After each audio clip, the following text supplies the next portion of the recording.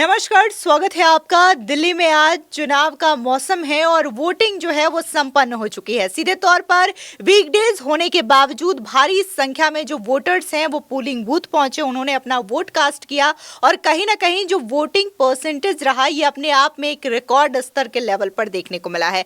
ऐसे में जो वोटर्स हैं उन्होंने अपना वोट तो दे दिया है, जो प्रत्याशी हैं उनकी किस्मत अब ईवीएम पर कैद हो चुकी है। ऐसे में हम चर्चा करेंगे कि आखिर ये वोटिंग के कैसे आसार रहे, दिल्ली में क्या खास मुद्दे रहे और सबसे अहम एग्जिट पोल क्या कहते हैं, कितनी सीटें किसको मिलेंगी। तो इन तमाम विषयों पर आज हम चर्चा करेंगे। हमारे साथ मौजूद हैं हमारे गेस्ट रवि रावत जी। ये ग्राउंड पर भी मौजूद रहे हैं और आपने जो जो सर्वे किया है, आप बहुत जगह गए, लोगों से मिले, दिल्ली के जो मेन मसले रहे उनको आपने करीब से देखा। तो आज हम इसी पर चर्चा करेंगे। सबसे पहला सवाल तो हमारा यही है कि आपने जिस स्तर से ग्राउंड जीरो पर जा करके जो सर्वे किया है उसके हिसाब से आपको क्या लगता है, क्योंकि आज वोटिंग परसेंटेज भी काफी ज्यादा देखने को मिला है। सभी दर्शकों को नमस्कार और आपका बहुत बहुत धन्यवाद जो आप इस तरीके की चर्चा देश में चलाते हैं कि क्योंकि मेन स्ट्रीम मीडिया जिस तरीके से केजरीवाल ने खरीदा हुआ है, तमाम ये चैनल सारे यही दिखा रहे थे कि पहले 60, 65, 75, कोई तो 70 से भी ऊपर दे रखा था। न्यूज़ 24 वाला लगातार उनके सपोर्ट में लगाए। जो आज वोटिंग हुआ है, आपने देखा बदलाव का एक पूरी हवा मैंने जमीन पर देखी है।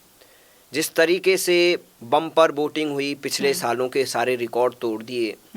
दिल्ली वाले खुलकर वोट कर रहे थे, क्योंकि जिस तरीके से शुरू में चुनाव जब शुरू हुआ था तो बीजेपी ने अपने लिस्ट नहीं जारी की थी। सभी परेशान थे कि क्यों लिस्ट नहीं आ रही, मुद्दे नहीं पते थे।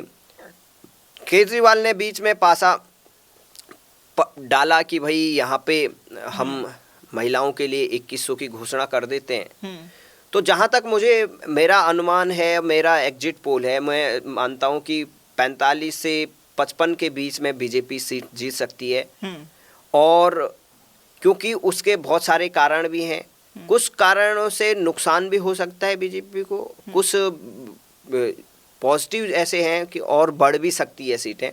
क्योंकि कुछ सीटों पे ऐसा रहा है कि जो केजरीवाल के जो 12 साल के शासन में बहुत सारी कमियां रही। बात करते हैं वो फ्री बिजली, फ्री पानी की, लेकिन लोगों के पानी के बिल बहुत आए और पानी गंदा आया, लोगों को बोतल से खरीदना पड़ा, उसका बहुत सारा पैसा उनको चुकाना पड़ा। बिजली का बिल बहुतों को आता रहता है और जो किराएदार रहते हैं उनको देना पड़ता है। केजरीवाल ने अनाउंस किया, पिछली बार भी अनाउंस किया। तो केजरीवाल जिस तरीके से डेली अनाउंसमेंट कर रहे थे, घोषणाएं करते थे, बीजेपी ने उनका नाम घोषणा मंत्री कर दिया था। हर 10 बजे 11 बजे वो आ जाते थे, घोषणा करते थे कि आज मैं इन वर्ग के लिए पैसे जारी करता हूँ, आज मैं इनके लिए ये नई घोषणा करता हूँ।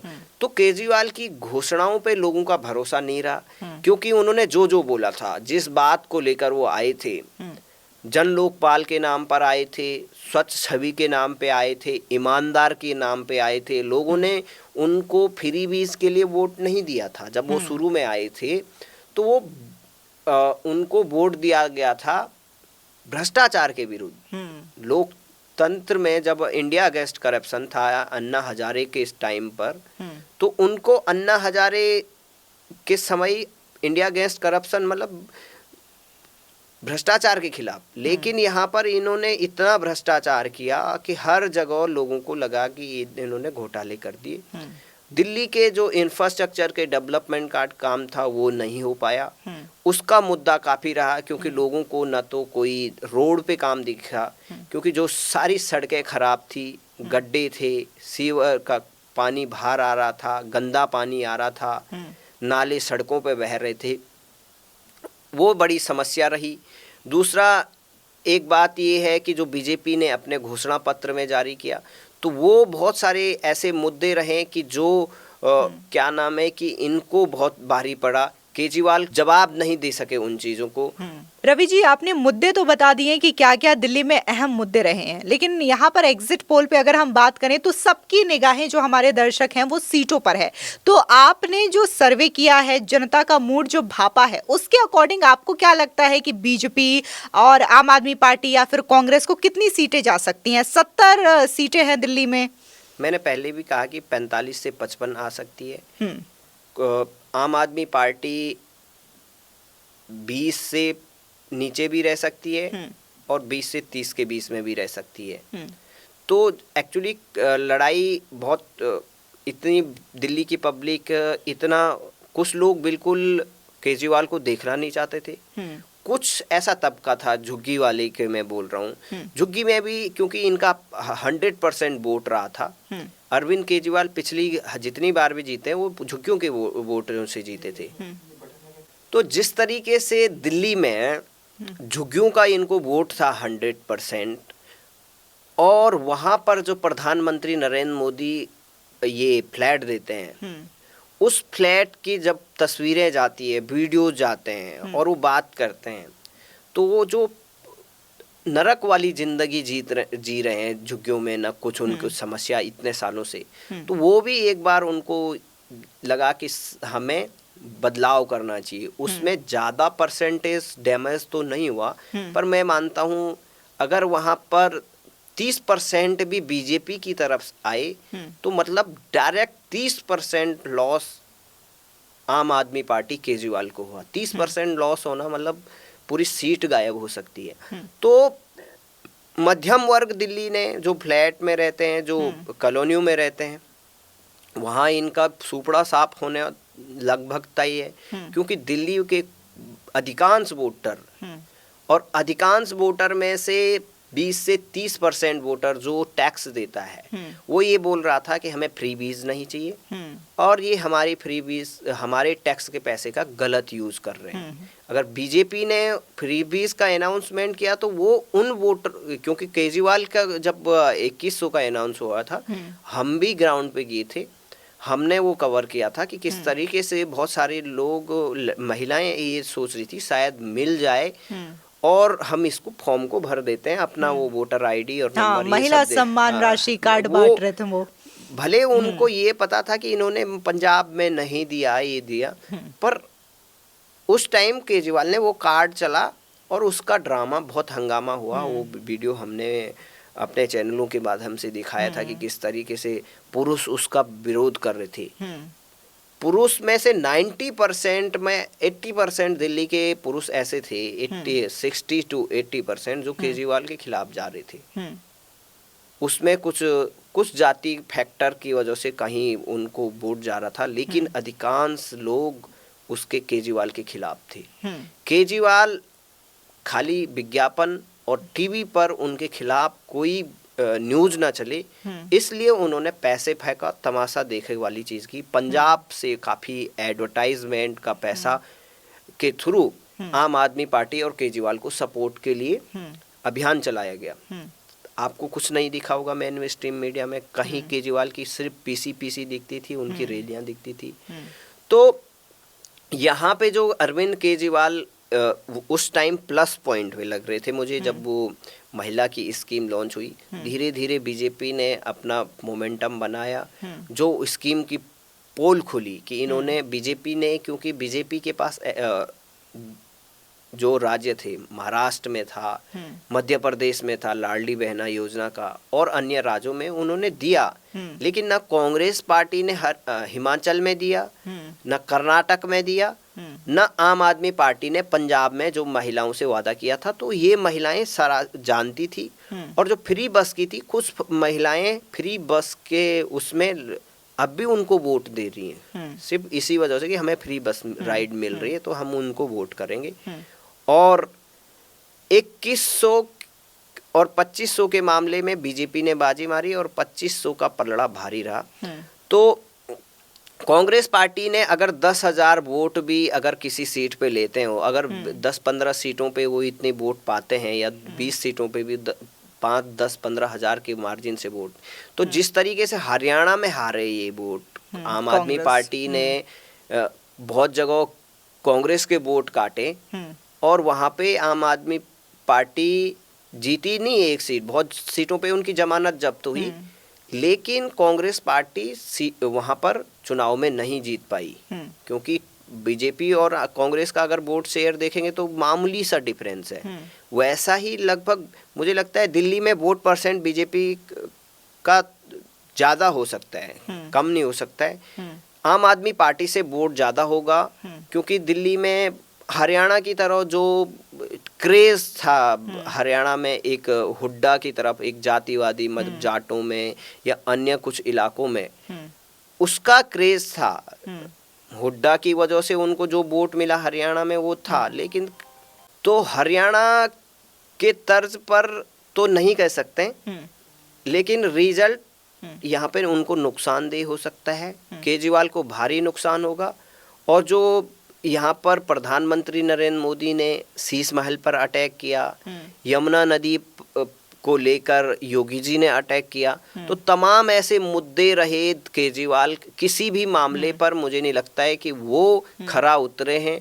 फ्री बिजली पानी के नाम पर उन्होंने जनता को बेवकूफ़ बनाया। डीटीसी को जो हालत देखी, महिलाएं भी ये बोलती थी कि हमें फ्री तो राइड तो मिल रही है, पर 5 रुपए के जो टिकट है उसको वेट फ्री के लिए वो, क्योंकि वेटिंग रोकते नहीं थे, बस सीधे वो महिलाओं को देखते ही रफू चक्कर हो जाते थे। जैसा कि आपने कहा कि कांग्रेस जो है इस चुनावी मैदान में उतरी है, तो आम आदमी पार्टी के वोट पे डेंट का काम कर रही है, तो आपको क्या लगता है कि कांग्रेस पार्टी कितनी सीटें निकाल सकती है दिल्ली में? देखो, कांग्रेस पार्टी एक आधा सीटों पे थोड़ा स्ट्रॉन्ग है, पर सीट निकालने में कामयाब नहीं होगी, क्योंकि देखो दिल्ली में मेन लड़ाई बीजेपी और आम आदमी पार्टी की रही।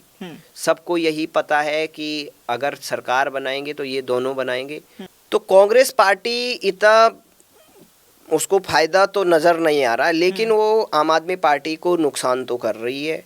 कुछ सीटों पे जैसे ओखला की सीट पर उन्होंने मुस्लिम वोट काटे, मुस्तफाबाद सीट और बल्ली मारान में वैसे ही मुस्लिम बहुल सीट है, लेकिन सीलमपुर कुछ तो ऐसा है कि इनकी कांटे की टर कर रही। जैसे कांग्रेस अध्यक्ष जो रहे हैं उन पे अच्छी फाइट दी उन्होंने, तो लेकिन कांग्रेस पार्टी जो है ना लेट उठी है।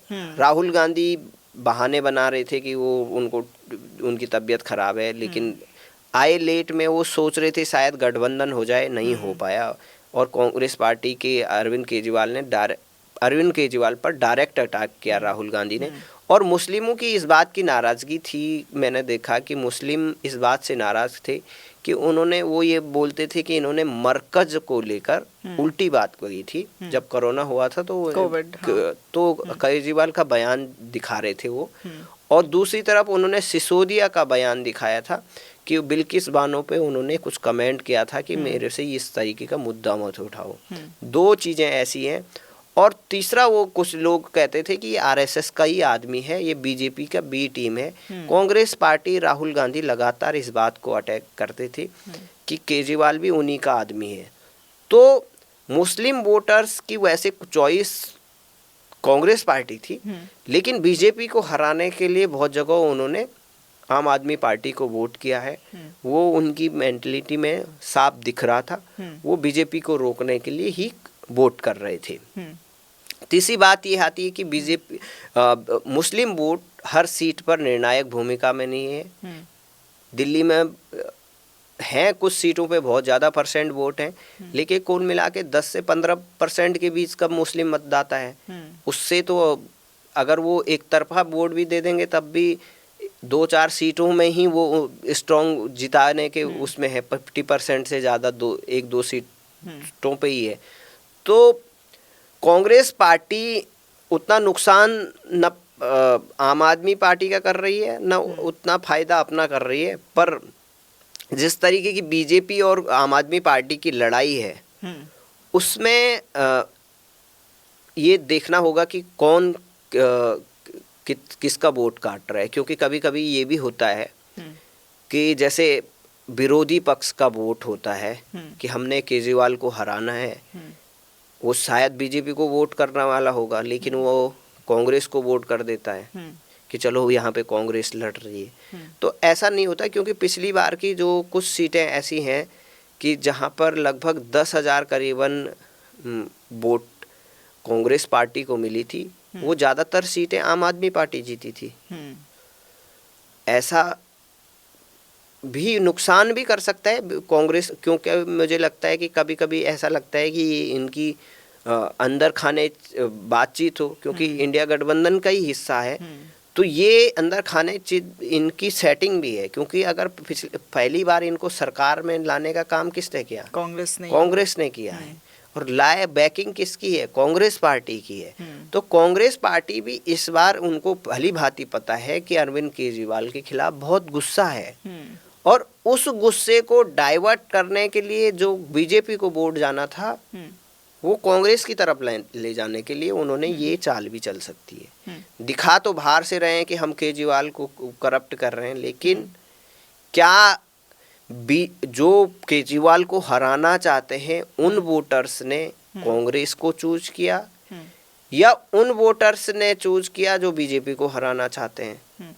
दो बात है कि अगर बीजेपी को हराने वाले वोटर ने कांग्रेस को चूज किया तो बीजेपी को फायदा है, और कांग्रेस केजरीवाल को हराने वाले ने उसको वोट किया, कांग्रेस को, अच्छा, तो उसमें नुकसान बीजेपी का है। हाँ, एक चीज और हमने देखी है कि अरविंद केजरीवाल पहले चुनावों में बहुत कॉन्फिडेंट नजर आते थे, तुरंत पेपर में लिख देते थे कि हाँ इतनी सीटें आ रही हैं।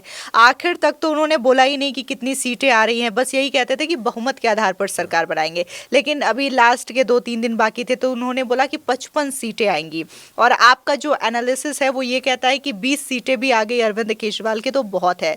और जैसे कि उन्होंने खुद ही माना कि वो 3 जो मेन काम है दिल्ली में नहीं कर पाई, यमुना की सफाई और यूरोपियन स्टैंडर्ड की सड़कें, इसके अलावा उन्होंने एक काम और कहा कि जो साफ पानी है वो नहीं दे पाए। तो ये जो अरविंद केजरीवाल ने बातें कही है, तो आपको लगता है कि अब आम आदमी पार्टी भी ये मान रही है कि चुनाव में वापसी संभव नहीं है, जिसकी वजह से इस तरीके के स्टेटमेंट देना? उनके तमाम नेता, कभी मनीष सिसोदिया, कभी संजय सिंह, कभी सौरभ भारद्वाज जो है पुलिस से झड़प करते हुए दिखाई देते हैं, पुलिस पर ही आरोप लगाते हैं कि वो कोऑपरेट नहीं कर रहे हैं, चुनाव आयोग पे आरोप लगाते हैं। तो आपको लगता है कि हार की बौखलाहट है कि वो मान चुके हैं कि वापसी नहीं हो रही है? देखो, हार की बौखलाहट भी है, लेकिन उनका एक दूसरा माइंड भी है यहाँ पे।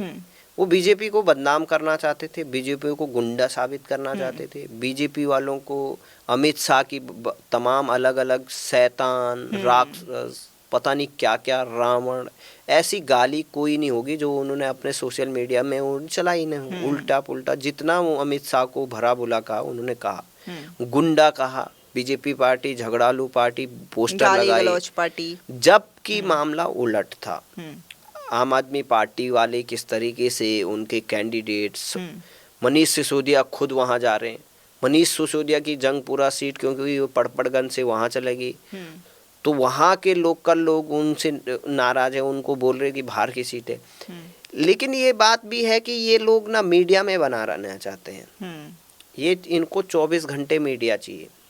ये रात दिन रात कुछ ना कुछ ड्रामा कर रहे थे। एक जगह इन्होंने ड्रामा किया कि किसी को दारू पिलाई और उसको बोल दिया कि तुम्हारे हाथ पे इंक लगा रहे हैं जबरदस्ती बीजेपी, जिससे तुम वोट ना डालें। लेकिन बाद में जब पुलिस ने बोला तो उसने बोला मैं तो नशे में था, मेरे हाथ में ऐसे कोई स्याही नहीं थी। और वो वीडियो आतिशी से लेकर केजरीवाल से लेकर आम आदमी पार्टी पूरी रात भर चला रही थी। लेकिन वोटिंग से पहले, ठीक पहले जिस तरीके से वीडियो आया आतिशी के पीए जो उनके करीबी हैं, पैसे बांट रहे हैं, वो रंगे हाथ पकड़ेगी, तो इसका मैसेज भी पूरी दिल्ली ने देखा है कि किस तरीके से जो इनका ड्रामा था वो फ्लॉप हुआ। तो जे इनके नेता एक ग्राउंड पे जाके हंगामा कर रहे थे, वो अपना प्रचार करना चाहते थे, इन्फ्लुएंस करना चाहते थे, वोटर बूथ पे जाकर हंगामा करना। संजय सिंह, मनीष सिसोदिया, सौरभ भारद्वाज क्या कर रहे थे ये वहां पर? भाई आराम से जाते वोट करते, पुलिस व्यवस्था जैसी हो, लेकिन ये हंगामा कर रहे थे। मनीष सिसोदिया ये उनको समझ में आ गया कि वो जंग पूरा हार रहे हैं। सौरभ भारद्वाज को ये टेंशन है कि केजरीवाल आएंगे नहीं और हमारी तो कुर्सी भी जाएगी। 20,000 वोट से वो पिछली बार जीते थे। इस बार ऐसा है कि लोग खुलकर बोल रहे हैं, केजरीवाल को गालियां दे रहे हैं, केजरीवाल के खिलाफ तमाम चीज़ें कह रहे हैं। केजरीवाल ने जो नाकामी है उनकी 12 साल का जो उनका कुशासन बोलूँगा मैं, जिस तरीके की दिल्ली को बदहाल कर रखा है, दिल्ली में आपको रहने का मन नहीं करेगा। दिल्ली में जो प्रदूषण है, दिल्ली में जो गंदगी है, एमसीडी में आए इन्होंने सफाई नहीं की। तो तमाम ऐसे मुद्दे हैं कि जो लोगों के आम जन के मुद्दे हैं। आपके अस्पतालों में दवाइयाँ नहीं है, दवाइयाँ आपको बाहर से लिखा के देते हैं आपके डॉक्टर। कोई इलाज की बात करते हैं लेकिन आपके पास कुछ है ही नहीं। हम पिछले कई चुनाव में लगातार एक्टिव रहे हैं, बहुत सारे एग्जिट पोल हमने किए, फिर बात हम राजस्थान की करें, हरियाणा की करें, या फिर अभी हाल ही में महाराष्ट्र इलेक्शन का भी एग्जिट पोल सटीक साबित हुआ था। दर्शकों ने भी बहुत प्यार दिया क्योंकि हमने जो एग्जैक्ट बात थी, ग्राउंड जीरो की बात थी, वो हमने जनता तक पहुंचाई थी। और आप भी एग्जिट पोल के मुताबिक यही कह रहे हैं कि इस बार दिल्ली में बीजेपी की सरकार बनने जा रही है। बाई चांस अगर ऐसा होता है कि हमारा एग्जिट पोल, आपका एग्जिट पोल गलत हो जाए, तो ऐसा कुछ चांसेस कि कल अगर जो 8 फरवरी को तस्वीरें सामने आए तो उसमें नतीजे कुछ और लगे? देखो, मेरे को इसकी संभावना काफ़ी कम लगती है, लेकिन फिर भी बहुत सारे वोटर ऐसे हैं कि जो साइलेंट थे, वो बताना नहीं चाहते थे। कुछ लोग ऐसे थे कि वो नहीं बताना चाहते, लेकिन उनको हम उतना वैल्यू नहीं देते हैं कि कुछ उनकी परसेंटेज मतलब कुछ होती है, हर चुनाव में होती है। और केजरीवाल का एक जो प्लस पॉइंट मैं ये देखता हूँ कि केजरीवाल को जो फ्री वाले हैं, बहुत सारे फ्री फंड के खाने वाले भी दिल्ली में बहुत सारी पॉपुलेशन है, उनमें कुछ वो वाली महिलाएं हैं जो फ्री बस में घूमने चली जाती हैं। उनको देश के बजट से या दिल्ली की अर्थव्यवस्था से या दिल्ली के विकास से कोई मतलब नहीं है। उन्हें ये भी नहीं पता है कि डीटीसी की व्यवस्था कैसी है, डीटीसी की बसें बंदहाल है, हर जगह रुक जाती है, उन्हें उनसे नहीं है। पर एक मोस्टली जो परसेंट है उनका परसेंटेज कम है। एग्जिट पोल क्या सही होगा क्या गलत होगा ये तो 8 तारीख को ही पता चलेगा, लेकिन जो हम जमीन पर हवा देखते हैं, जिस तरीके से केजरीवाल की रैलियों में लोग व्यवस्थित करके बसों से लेके बाहर से पब्लिक लेके आ जाते, उनकी रैली में उनके खिलाफ नारे लगाए जाते थे। तो केजरीवाल में जो की रैली में जिस तरीके से बाहर से लोग आ रहे थे, लेकिन दिल्ली में अब झुग्गियों वालों ने कितना वोट किया और जो महिलाएं केजरीवाल के झूठ पर भरोसा करती है वो कितनी है। बहुत सारे ऐसे हैं फोकट का, वो उनको लगता है कि भाई आसमान से पैसे बरसते हैं, दिल्ली का खजाना खाली हो, अर्थव्यवस्था पूरा चरमरा जाए, लेकिन उनको फ्री में चाहिए, टैक्स पेयर का पैसा बर्बाद हो। तो कुछ लोग उनके भी हैं, लेकिन मुझे वो परसेंटेज 30-40% लगे। लड़ाई है, बहुत सारी जगह लड़ाई है, और उस लड़ाई का नतीजा क्या होता है ये तो 8 तारीख को पता चलेगा। लेकिन ये बात तय है कि केजरीवाल का विदाई तो पक्की लग रही मुझे। अब उसमें कुछ, अब जिनको देश और उनसे कोई मतलब नहीं है, देश की अर्थव्यवस्था से मतलब नहीं है, सिर्फ ये है कि मुझे क्या मिल रहा है। अगर वो लोग ज़्यादा परसेंटेज में रहेंगे, जिनको लगता है कि दिल्ली बर्बाद हो जाए लेकिन मेरे जेब में मेरे को फ्री का पानी चाहिए, भले वो गटर से आ रहा हो, अगर वो लोग ज़्यादा, तो मुझे नहीं लगे, मुझे ज़्यादातर ऐसे नहीं लगे। लेकिन अब देखते हैं जिस तरीके से, क्योंकि उसकी काट के लिए बीजेपी ने भी सब चीज़ों पे बात की है। फ्री बिजली पानी, उनको कहा कि हम वही योजनाएं, जनहित की योजनाएं जारी रखेंगे, हम 2500 देंगे, हम 21,000 देंगे, हम तमाम पैसे देंगे। तो उन चीज़ों पे 12 साल में लोग बहुत सारे ये भी देख रहे थे कि भाई अब बदलाव होना चाहिए। तो जो बदलाव वाले लोग मुझे वो काफ़ी ज़्यादा देखे। लोग बोल रहे थे ये घोटालेबाज हैं, केजरीवाल की झूठे की छवि आ गई। तो ऐसे मुद्दे बहुत रहे हैं और वो लोग खुलकर सामने आए। इतना खुल के मैंने आज तक दिल्ली में नहीं देखा, क्योंकि पहले अगर केजरीवाल के बारे में बात करते तो लोग बोलते थे अरे वो पढ़ा लिखा है, मोदी तो अनपढ़ है, और वो ईमानदार है, इन भ्रष्टाचारी इसलिए बदनाम कर रहे हैं। लेकिन अब वो जेल जा चुके हैं, वो जो छवि उनकी थी ईमानदार की, वो सब एक भ्रष्टाचारी की बन गई, कट्टर भ्रष्टाचारी की बन गई। लोग उनको झूठा, महा झूठा और दुनिया का सबसे झूठा कह रहे हैं। कोई बोल रहा है वो सबसे गंदा सीएम है, कोई बोल रहा है लड़ाई के लिए उतारू पड़ रहे हैं। तो केजरीवाल के पास ऐसे दिखाने के लिए कोई ऐसा चीज नहीं था कि वो अपनी बात को ठोस से रखें, इसलिए उनका कॉन्फिडेंस मुझे बहुत डाउन दिखा। पूरे उसमें वो बीजेपी को गालियां देते रहे, उल्टी चीजें बोलते रहे, मतलब जो चीज सच नहीं थी वो झूठ बोल रहे थे और घोषणाएं करते रहे। उनको लग रहा था कि उनकी कुर्सी जा रही है और उस छटपटाहट में कुछ भी बोले जा रहे थे। तो केजरीवाल का जो वो है, जो जीत का जो सफर है, वो मुझे लग रहा है यहाँ पे रुक रहा है। और कितनी भी सीटें बीजेपी की हो, सरकार आगे बीजेपी की ही बन सकती है, इसके पूरे चांसेस हैं। हमें जो दिखा, अब इससे उलट लोगों ने कुछ और कर दिया होगा तो वो बात अलग है। लेकिन हमने चाहे हर इलाके में मोस्टली जिस तरीके से हम समीकरण निकालें, बॉर्डर से लेकर, झुग्गियों से लेकर, यहाँ से लेकर, तो जमकर धन बल अपना पूरी ताकत दोनों पार्टियों ने लगाई है। तो अब 8 तारीख का वेट करेंगे। मुझे तो लगता है कि बीजेपी सरकार बनाने की स्थिति में है, सरकार बना सकती है। और अगर ये हवा जिस तरीके से हमें लगी, अगर वो हवा सही है तो वो 60 तक भी जा सकती है, 55-60 भी जा सकती है बीजेपी। अगर थोड़ा भी हवा केजरीवाल की तरफ होगी, वैसे कोई चांस नहीं है, तो केजरीवाल अगर जीते तो वो 35-40 तक भी जाएगी, वो 50 तो जाएगा ही नहीं, 35-40 में उसकी सरकार टिकेगी नहीं। वो खुद हार सकते हैं, इनके बड़े सारे नेता हार रहे हैं, तो ये जीतेंगे कहाँ? कहीं नहीं जीत रहे। मुझे अभी तो ऐसा ही लगा। और जिस तरीके से ये ईवीएम, चुनाव आयोग, दिल्ली पुलिस पे बोल रहे हैं, इनको भी पता है कि शायद हार रहे हैं। तो इसी वजह से एक इनका छटपटाहट है वो टीवी पर आई, मीडिया पे आई, कैमरे पे आई। तो अब देखते हैं 8 तारीख को कुछ रोचक होगा, क्योंकि जिस तरीके से